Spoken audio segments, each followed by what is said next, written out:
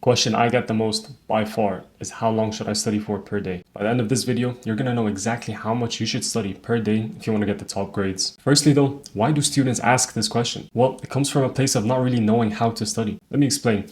If you're an experienced chef, you're going to know exactly how long a recipe is going to take to make. You'll know exactly how long it'll take to chop up the vegetables, cook the pasta, season the meat and cook it and bring it all together. But if you're not an experienced chef, and you're attempting to cook a dish you've never cooked before with no recipe, you're gonna have no idea how long it'll take. Since you're winging it, you don't really know how long each task is gonna take. So you don't really know how much time to allocate for the whole cooking process. Likewise, if you don't really know how to study, if you just wing it every single time, then you're never gonna get a real understanding of how much you should study per day. But on the other hand, if you have an efficient study routine and all you need to do is just follow it, the question of how long should I study for per day is not even relevant anymore. And so when I work with students just like you, the first thing I try to do is reframe their idea of how much they should be studying per day. What matters isn't the amount of time you're studying per day. What matters is the number of tasks you're doing. Now, all of this information comes directly from the Ultimate Guide to Acing Your GCSEs and A-Levels.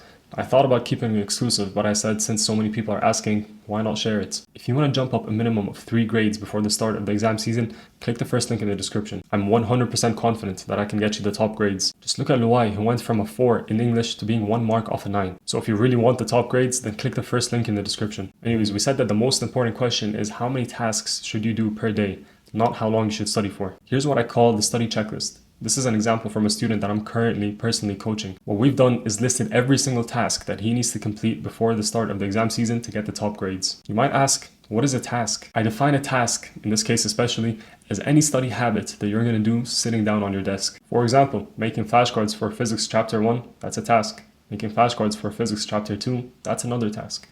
Going through the 2022 Maths Paper 1, that's another task. You get the idea. Now you might ask, how do I know what tasks I need to do? Well, that just depends on your study routine. The list of tasks that you're going to produce is going to be a direct reflection of your study routine for each subject. For example, if you're going to use the NFT method for physics, then you're going to make notes for a topic, that's a task. Then you're going to make flashcards for that topic, that's another task. And then you're going to do practice questions for that topic, that's another task. And then you do that for all of the topics. If you want to know how to craft a study routine for each of your subjects, that's basically what the majority of my channel has been dedicated to. You can just go back and watch those videos, or you can just get us to create a personalized study plan for you using the first link in the description. And so once you figure out exactly how many tasks you need to complete before the start of the exam season, what I call the total studying volume, TSV, from there, it's just a simple maths calculation. Take the number of tasks, the TSV, and divide it by the number of days left until the start of the exam season. Now this will give you the number of tasks that you need to do per day to get the top grades. It's that simple. And so if your TSV is 100, so there's 100 tasks that you need to do,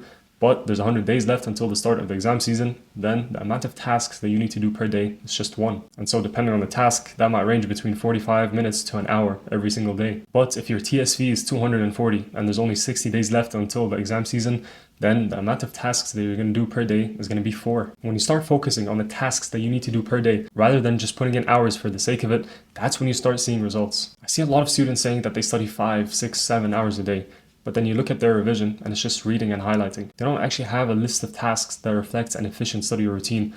And so they're just wasting their time. But when you figure out your TSV and then divide it by the number of days left until the exam season, you get an exact goal per day to hit, rather than just putting in hours for the sake of it. And this calculation was the reason why I was able to study only an hour per day and get the top grades in my GCSEs and A-Levels. I knew that if I started early, then the denominator will be high, which means that the amount of studying per day that I need to do will be low. And on top of that, I knew that if I could have an efficient study routine, then my numerator is also going to be low because I'm only doing the important things.